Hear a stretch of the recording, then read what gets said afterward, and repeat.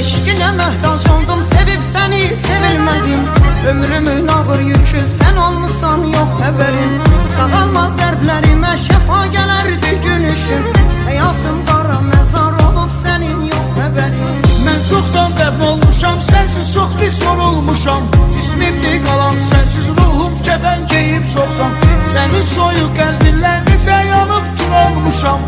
Viranə olub bitdim, sağalmaz dərdə düşarım. Canımı yandırsan da külüm sənə divanədir.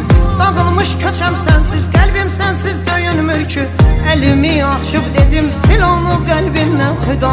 Sən mənim həyatımı sənzərətən titrətmişsən. Bacaram bir ürək, nə səninlə nə də sənsiz.